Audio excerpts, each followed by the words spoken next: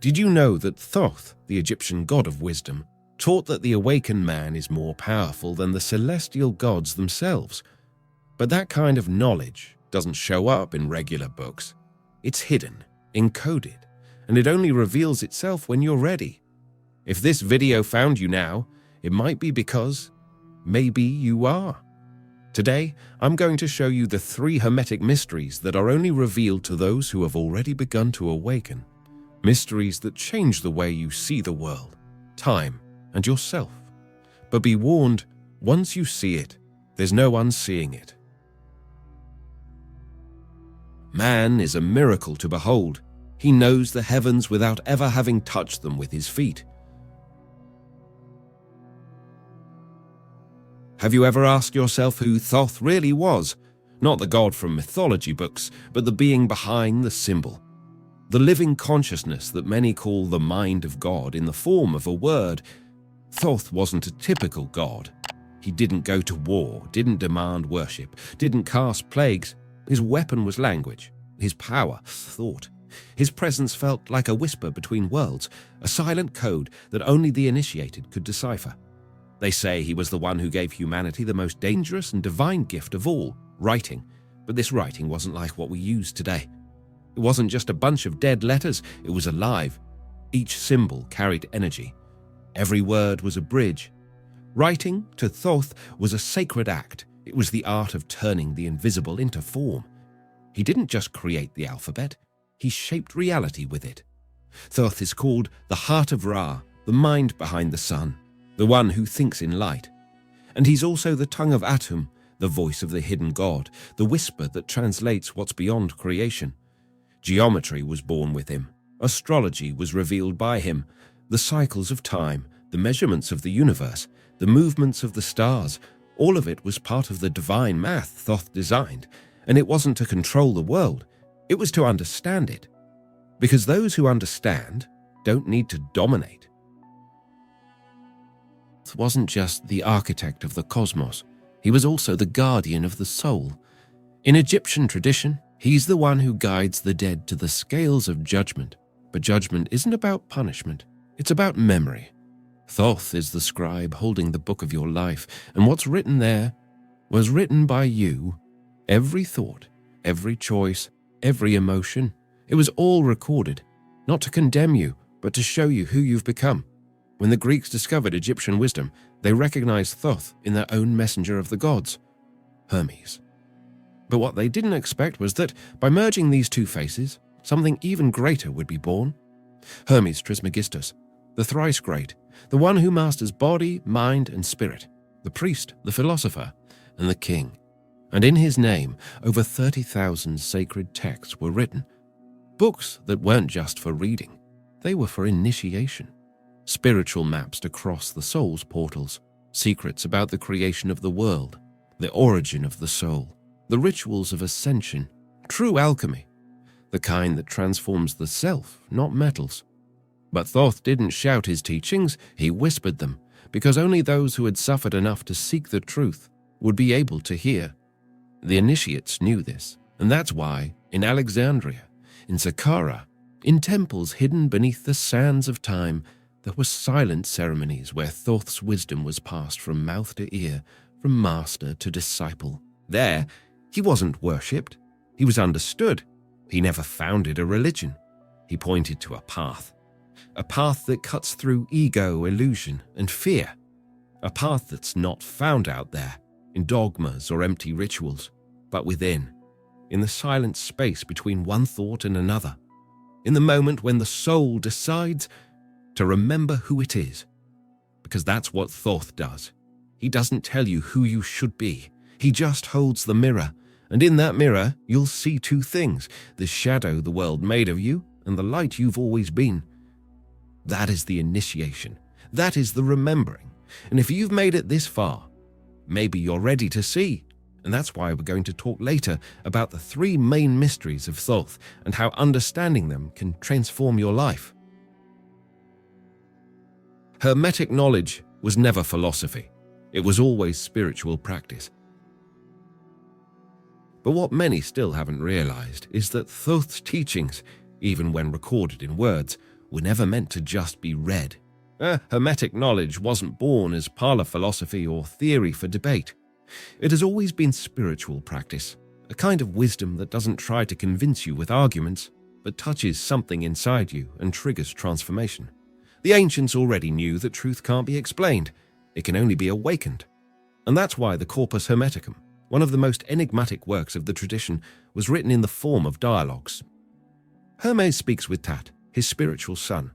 He speaks with Asclepius, the healer. But deep down, he's speaking to you.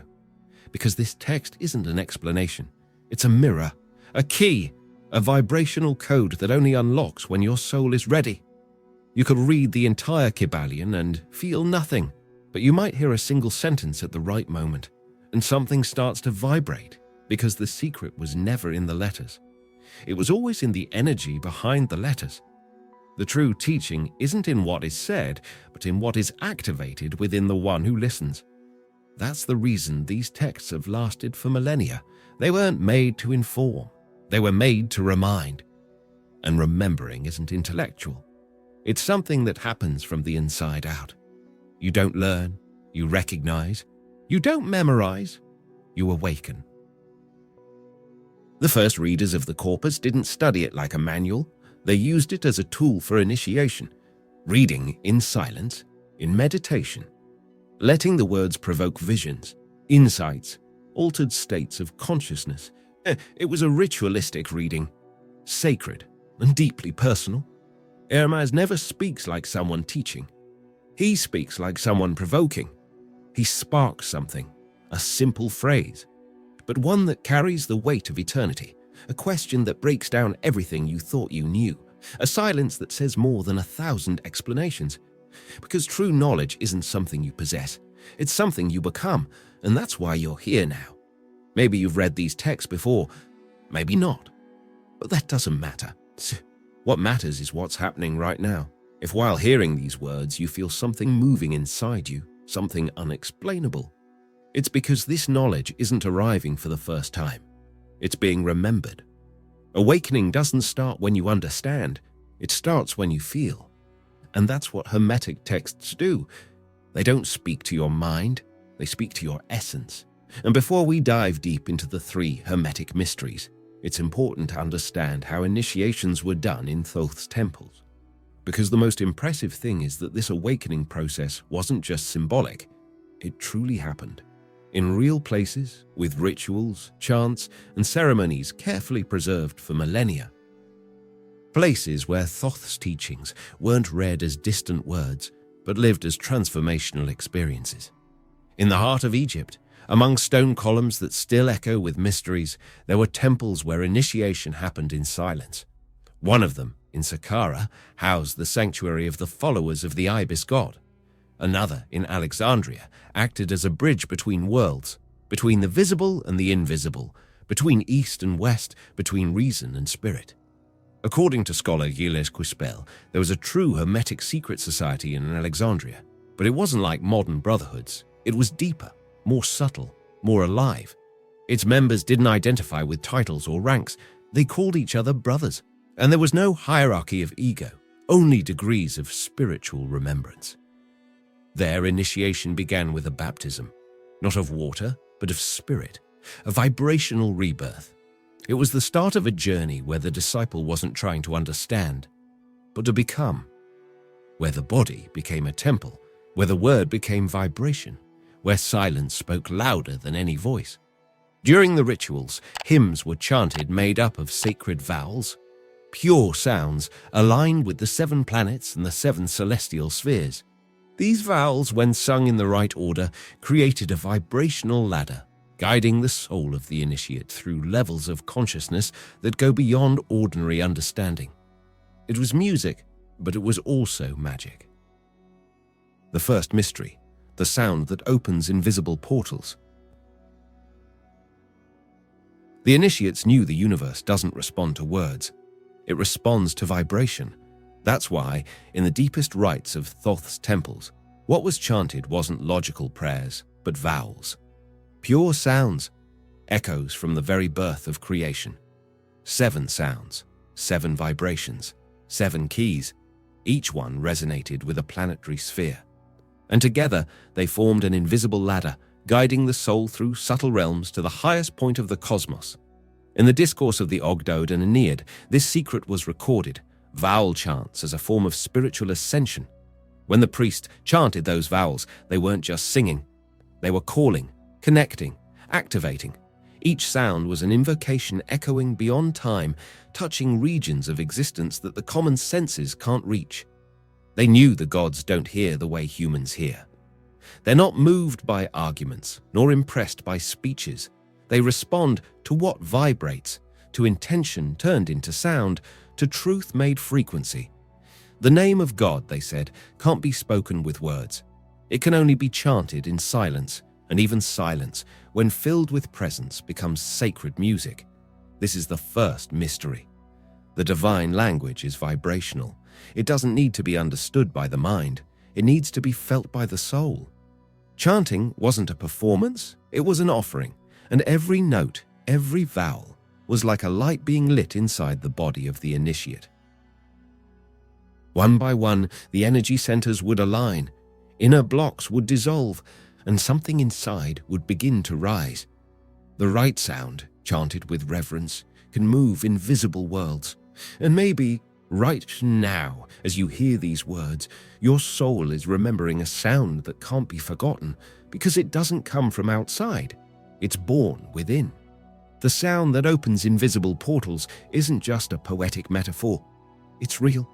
And as strange as it may seem to the modern mind, the ancients knew the universe doesn't respond to logical language, but to pure vibration.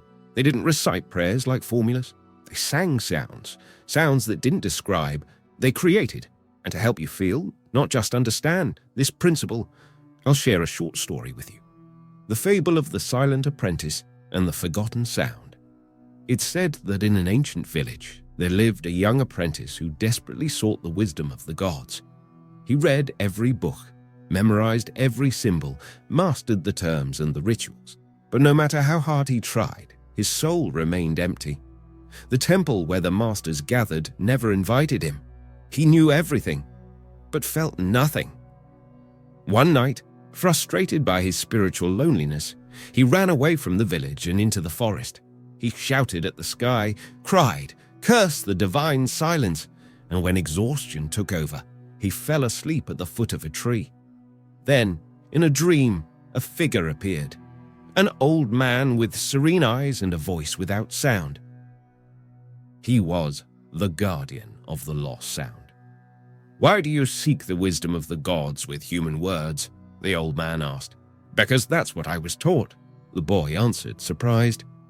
"And the ones who taught you, did they know how to feel, or just how to repeat?" The apprentice didn't know what to say. The old man pointed to the sky. The stars began to sing, not in sentences, but in pure tones. The sound didn't seem to come from outside, but from within the boy's chest. His heart began to vibrate. His tears flowed without pain, and he understood, without needing to understand. The next morning, he woke up unable to explain. But he had changed. He returned to the village and never spoke much again. He just sang. A strange chant made only of long vowels and silent pauses, and as he sang, flowers grew where he walked. People felt peace just being near him, and eventually the temple invited him, not for what he knew, but for what he radiated. This story reminds us of something the mind forgets, but the soul recognizes. The right sound, chanted with true presence, can move invisible worlds. You don't need to understand everything right now. Just feel.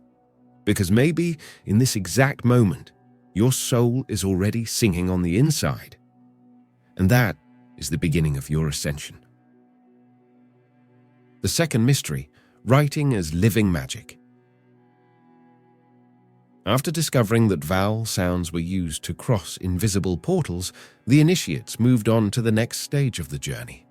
The silent initiation before something that seemed ordinary. Writing. But here's an uncomfortable truth for many who consider themselves spiritual. Not all wisdom is found in books, and not everyone who reads truly understands. Thoth, the god who gifted humanity with writing, knew this tool was powerful, so powerful it could either enlighten a soul or deceive it forever. And that's why he warned, writing is a pharmakon. In Greek, that word carries a paradox. It means both medicine and poison. Imagine you come across an ancient book full of quotes about the soul, God, the universe. You read it, underline it, even share it on social media. But days later, nothing in you has changed. You're still reacting the same way, thinking the same way, living in the same loop. You know what happened? The poison of writing kicked in. You confused information with transformation. You confused knowing with being. You thought that because you read something, you had lived it. And that's what Thoth warned about. Because the true purpose of sacred texts was never to impress or feed the seeker's ego. It was to stir, to shake the waters of the soul, to awaken forgotten memories, and most of all, to point towards something that can't be said in words. But only those whose hearts are already open can feel that. The rest read, but don't see. Or rather, they see the text, but they don't perceive the truth behind it. It's like trying to describe sunlight with black ink. Like writing about the taste of water for someone who's never had a sip. What the writings of Hermes and Thoth did was spark a flame. But that flame only catches fire in someone who already has the dry word of inner seeking. That's why, in the temples of Egypt, texts weren't used like manuals. They were read like oracles, in a low voice, with reverence, in silence. Because there, every word was a symbol, and every symbol was a mirror. If you were ready, that text would pierce through you. But if you weren't, it would pass you by like wind through a closed door. Now, think for a moment. How many videos have you watched? How many books have you read? How many quotes have you reposted on social media? But how many of those truths actually change the way you live, love, choose? How many words do you carry in your mind, but have never embodied in your heart? Because the real teaching isn't in the sentences. It's in what happens inside you when one of those sentences hits you. It's in the chills, the lump in your throat, the silence after reading. Thoth said that God's true name can't be spoken, and that the most powerful writing is the one that speaks beyond words. That's why initiates protected the texts with enchantments, not to hide secrets, but to keep them from falling into the hands of those who read but never awaken. The third mystery. Man is a god walking the earth. And now we've reached the highest point of this journey. If up to this moment you felt something waking up inside you, get ready. Because the third mystery Hermes left us isn't just a teaching, it's a mirror. Hermes taught that the human being is not a mere spectator of creation. He is part of creation, and at the same time, the very creator in human form. Maybe that sounds strange at first. How can man be greater than the gods? How can someone full of flaws, mistakes, pain, and limitations carry within themselves a divine spark greater than the very gods we worship? But here's the secret. The gods, as celestial forces, remain in their realms. They don't descend into matter. They don't incarnate.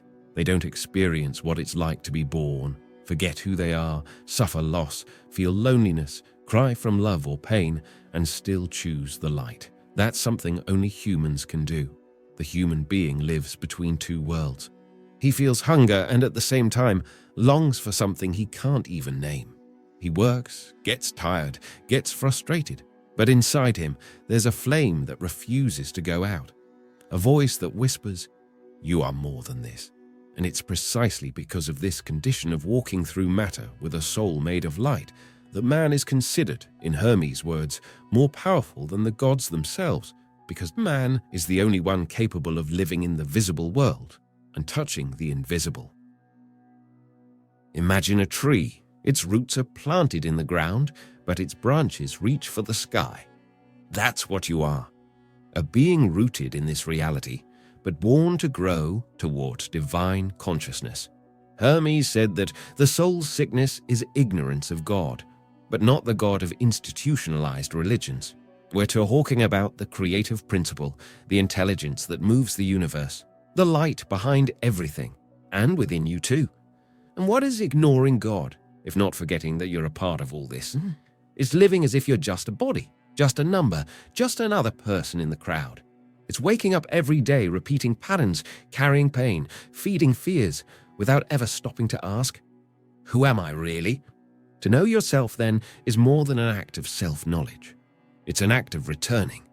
It's like you've been walking in circles for years in a desert, and suddenly realize you've had the map in your pocket all along. And when you start to remember, everything changes. Not because the world out there changes, but because you change the way you see it. Have you noticed how some people seem to live on another frequency? They move with ease, speak with presence, look into your eyes with depth. They're not better than you. They've just awakened. They remembered. They reconnected with who they truly are. That's the call of Hermes, to awaken to your divine nature, not as something that will be reached after death, but as a consciousness that can be lived here and now. And this is the most amazing part. You don't have to abandon your life, become a monk, or run off to a cave. Hermes taught that heaven can be accessed without ever leaving Earth, without ever leaving your body, while living right here in this reality. You can still be a father, a mother, a professional, an artist, whatever you are, but now with an expanded awareness, now knowing that every action you take is a sacred act, that every choice you make can be a step towards the light. The inner vision, the eye of the heart, nous. But even after understanding that man carries the divine spark within and that true alchemy begins in the soul, there's a more subtle, more silent portal, and maybe the hardest one to cross, because it doesn't require strength, or words, or logical understanding. It requires listening, a different kind of listening. Not with the ears, but with the heart. This listening begins when the inner eye opens, and we're not talking about the third eye like it's commonly known, but about the nous, a deep concept Hermes taught. Nous is the higher mind, the illuminated consciousness that sees beyond the sensory world. It doesn't work through reasoning like we're used to. It reveals. It shows everything all at once, like a silent flash that floods the soul and makes you realize, I've always known, but I just couldn't remember. Nous is the eye of the heart, the one that doesn't see with physical eyes, but with the essence of being. It's in this state that truth presents itself not as theory, but as experience, not as content, but as awakening. Hermes said the books are only maps, but the real path, only the heart can walk. That's why the true Logos, the sacred word, is born from silence. It's when the outside world quiets down that we finally hear the only voice that matters, the voice of the soul. And this is where the real question arises. Are you ready to go quiet? Because there's no use in seeking enlightenment with a mind full of noise. There's no point in collecting books, courses, theories, if your inner world is too cluttered to receive the light. The initiation Hermes spoke of doesn't begin with more reading, but with less distraction. It's not about knowing more. It's about remembering what's already inside. And at this point in the journey, the initiate faces a choice, the most important choice of all, to keep living the same way. On autopilot, reacting, repeating patterns, or to finally awaken to a life with purpose, awareness, and presence. This choice doesn't depend on age, religion, or intellect. It depends only on one honest question. Are you living as a body or as a soul? Are you just watching this video? Or are you being transformed by it? Are you here out of curiosity? Or because something deep inside already knew this message was meant for you?